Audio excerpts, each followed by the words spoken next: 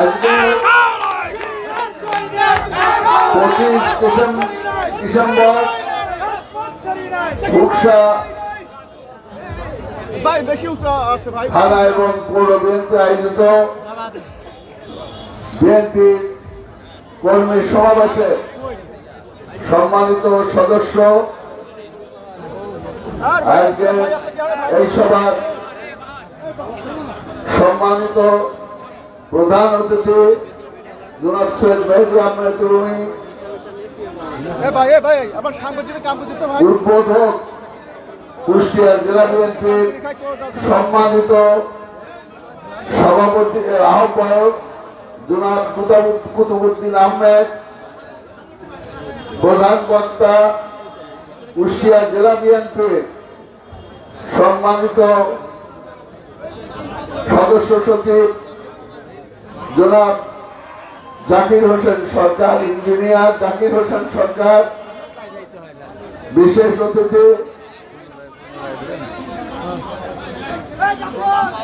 বাংলাদেশের একজন বিশিষ্ট শিল্পপতি জনাব শেখ সাদি, কুষ্টিয়া জেলা বিএনপির যুগ্ম আহ্বায়ক, আমাদের ভাবি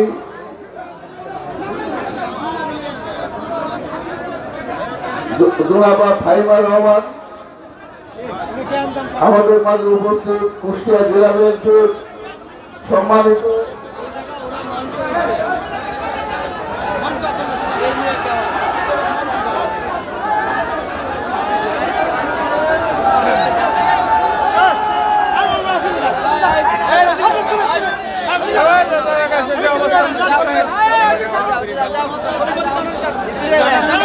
সম্মানিত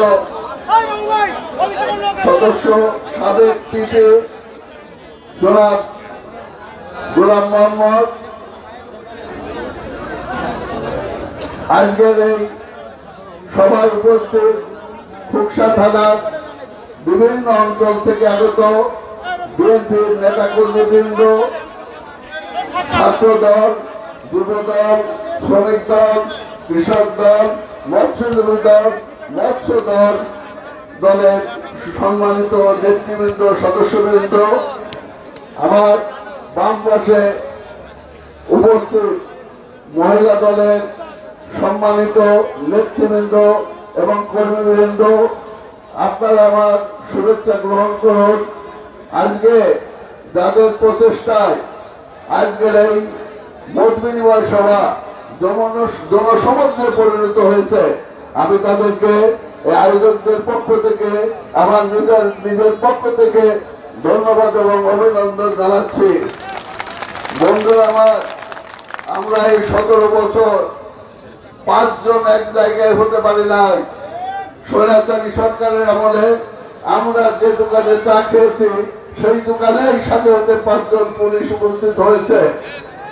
আমাদের এই রকম অবস্থার মধ্য দিয়ে 17 বছর কাটাতে হয়েছে। আমরা কোন কর্মী, সমর্থক, নেতৃবৃন্দের সাথে মত বিনিময় করতে পারি নাই এই 17 বছর পরে। তাই আজকের এই আয়োজন আমাদের ব্যাপক বিশাল জনসমষ্টির মধ্যে, বিএনপির কর্মীদের মধ্যে উৎসাহ এবং উদ্দীপনার সৃষ্টি হয়েছে, যার ফলে আমরা তাদেরকে আহ্বান করেছি। শুধু আমরা সুশৃঙ্খল ভাবে অর্গানাইজ করতে পারি নাই। জনগণ, আমাদের বিএনপির কর্মীবৃন্দ স্বতঃস্ফূর্ত ভাবে আমাদের এই মাঠে উপস্থিত হয়েছে, আমাদের নেতৃবৃন্দের গল্প শোনার জন্য, কথা শোনার জন্য, দিক নির্দেশনা, বক্তৃতা শোনার জন্য। বন্ধুরা আমার, আমরা এই 17 বছর স্বৈরাচারী সরকারের আমলে কিভাবে নিগৃহীত হয়েছে। এই স্বৈরাচারী সরকার দেশের সম্পদ লুটপাট করেছে, দেশের টাকা বিদেশে পাচার করে আমাদের এবং আমাদের জনগণের জীবন কি দুর্বিষহ অবস্থায় নিবেদিত করেছিল তা আমরা জানি। আজও আমাদের যে দ্রব্যমূল্যের সাথে আমাদের আয়ের সংগতি মিলছে না, তবুও কিছুটা কমেছে।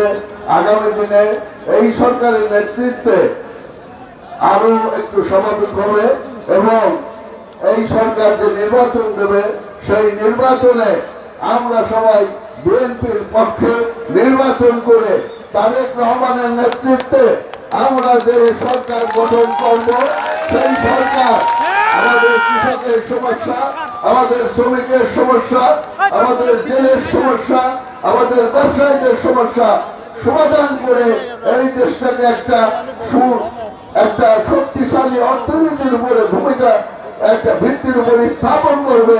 এই আশা নিয়েই আমরা আজকে একত্রিত হয়েছি। আমাদের আজকে এই মিটিং থেকে আমাদের সেই শপথ, সেই আহ্বান থাকবে যে আমরা আগামী দিনে যে নির্বাচন হবে সেই নির্বাচনে বিএনপির পক্ষ থেকে যাকেই মনোনীত দেওয়া হোক, আমরা সবাই সেই প্রার্থীর পক্ষে নির্বাচন করে এই বিএনপিকে ক্ষমতায় আনবো ইনশাল্লাহ, তারেক রহমানকে আমরা ক্ষমতায় আনবো ইনশাল্লাহ। এই ওয়াদা আমি করছি। আমি বলতে চাই যে আমাদের এই 17 বছরে আমরা শুধু স্বৈরাচারী সরকারের বিরুদ্ধে সংগ্রাম করি নাই, আমাদের নিজেদের মধ্যেও দলের নেতৃত্বের বিরুদ্ধে সংগ্রাম করে আমাদের এই অবস্থায় আসতে হয়েছে।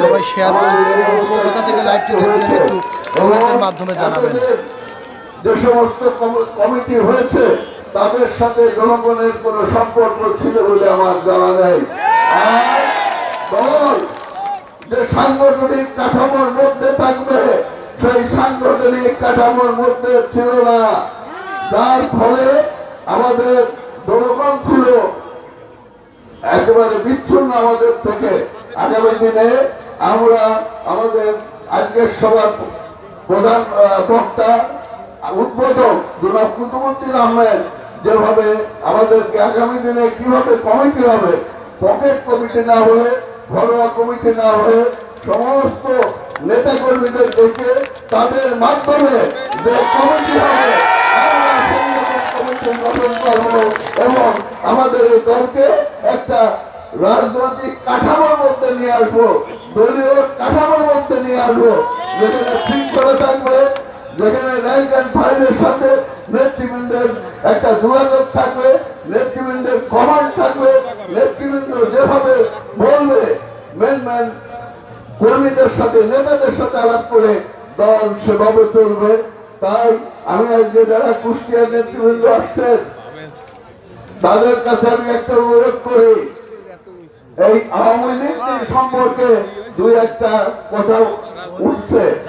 আওয়ামী লীগ কারা পুনর্বাসন করছে, কারা আওয়ামী লীগের পক্ষে থানায় কথা বলেছে। আমাদের প্রথম কেস শুরু হয় সৈয়দ আমজাদ সাহেবের উপজেলা চেয়ারম্যান নির্বাচনকে কেন্দ্র করে। ওই নির্বাচনে এইখানে এই থানা মোড়ে এবং বাস স্ট্যান্ডে আমার 5টা লোককে মেরেছে সৈয়দ আমজাদের ভোট দেওয়ার কারণে, ভোটারদের নিয়ে আসার কারণে। কিন্তু যারা মেরেছে তাদের বিরুদ্ধে কোনো ব্যবস্থা নেয় নাই। আমি সৈয়দ আমজাদকে অনুরোধ করব, যারা আমাদের এই কর্মী গায়ে আঘাত করেছে, রক্ত ঝরিয়েছে, যেহেতু সৈয়দ আমজাদ দলের সভাপতি এবং তখন উপজেলা প্রার্থী ছিলেন, তারই রাজনৈতিক এবং নৈতিক দায়িত্ব হলো সেই সমস্ত লোকের বিরুদ্ধে কেস করা, তাদেরকে আইন আমলে নিয়ে আসা। আমরা আওয়ামী লীগকে পুনর্বাসন করতে চাই না, কিন্তু এখানে যারা থানা পুলিশ আছেন তারা তো বাইরে থেকে আসছেন। অমুক লোক আসলে প্রশাসনের পক্ষ থেকে বলা হয় উনি নাকি আওয়ামী লীগ করতেন। আমি আপনাদের বলতে চাই, যারা থানায় এই সমস্ত ইনফরমেশন দেন তারা কোথায় কোথায় বসে আওয়ামী লীগের সাথে দরবার করেন। বিগত দিনে আমরা আমাদের কর্মী বাহিনী জানে আমরা কারা বাবুলের পক্ষে নির্বাচন করেছি, কারা ওই শান্তকানার পক্ষে নির্বাচন করেছি, কারা আমরা বাবুলকে স্কুলের চেয়ারম্যান বানিয়েছি, এ সমস্ত আমাদের জনগণ জানে। অতএব আমি আমাদের দায়িত্বশীল নেতৃবৃন্দকে দায়িত্বশীল আচরণ করে চলার জন্য আমি সহ আমরা আগামী দিনগুলোতে দায়িত্বশীল আচরণ করব, দায়িত্ব পূর্ণ কাজ কাম করব। আমরা অযথা নিজের দল ভারী করার জন্য কারোর উপরে দোষ চাপাবো না, কোন আওয়ামী লীগকে নিয়ে আমরা চলবো না। আমি আর একটি কথা বলে আমি আমার বক্তব্য শেষ করতে চাই। আমরা এখানে দেশ স্বাধীনের পর থেকেই আমরা রাজনীতি করি, 69 সাল থেকে আমরা জনগণকে চিনি, জনগণের মাঝে আমরা থাকি, জনগণ আমাদের চেনে। এই যে 5ই আগস্টের পরে কারা ওই হাট দখল করেছে, কারা বাজার দখল করেছে, কারা দোকানে তালা দিয়েছে, এরও একটা তদন্ত হয়ে তারও একটা ব্যবস্থা হওয়া প্রয়োজন। কারা এই বাজারে লুট করেছে, 6 তারিখে কারা বিভিন্ন দোকান থেকে টাকা দিয়েছে, আমি চাই জেলাবৃন্দ নেতৃবৃন্দের কাছে যে তারও একটা তদন্ত হোক। আমরা এই মাঠে নেমে কিছু কিছু লোককে আমরা বের করে দিয়েছি, যাতে বাজারের সাধারণ ব্যবসায়ীদের কাছে বিভিন্ন দোকানদারের কাছ থেকে কোনো টাকা পয়সা না নেয়, এবং এর একটা ব্যবস্থা হওয়া দরকার। তাই আমরা আগামী দিনে আমাদের আহ্বায়ক সাহেব, জেলা আহ্বায়ক সাহেব যে গাইডলাইন দিলেন, যে নির্দেশনা দিলেন, যে সাংগঠনিক ভাবে দলীয় সংগঠন অনুসারে, দলীয় যে গঠনতন্ত্র অনুসারে একেবারে ওয়ার্ড কমিটি থেকে শুরু করে থানা কমিটি পর্যন্ত নির্বাচনের মাধ্যমে দল করার যে ঘোষণা, আমরা এর সাথে একমত ঘোষণ করে আমরা চাই যে আমাদের দলের যে সমস্ত র্যাঙ্কের ফাইল আছে তাদের মাধ্যমে নিচে থেকে ঘুরে আসুক, এবং তারা ইউনিয়ন কমিটি করুক, তারা থানা কমিটি করুক, তারা জেলা কমিটি করুক। এই আন্দোলন, এই যে সংগ্রাম, এই যে চেতনা, এই যে নির্দেশনা, এই নির্দেশনা মেনেই আমরা আগামী দিনের দল গঠন করব। এই ওয়াদা করে আমাদের দলীয় নেতৃবৃন্দকে কষ্ট করে এখানে আসার জন্য আমার নিজের পক্ষ থেকে, দলের পক্ষ থেকে, নিজের বিভিন্ন অঙ্গ সংগঠনের পক্ষ থেকে এবং আমার এখানে উপস্থিত জনতার পক্ষ থেকে ধন্যবাদ, অভিনন্দন জানিয়ে আগামী দিনে আরো দেখা হবে এই ওয়াদা করে আমি আমার বক্তব্য শেষ করছি। খোদা হাফেজ। বাংলাদেশ জিন্দাবাদ। প্রেসিডেন্ট জিয়া অমর হোক, খালেদা জিয়া জিন্দাবাদ, তারুণ্যের অহংকার তারেক রহমান জিন্দাবাদ, জিন্দাবাদ। বাংলাদেশ জাতীয়তাবাদী দল জিন্দাবাদ, জিন্দাবাদ।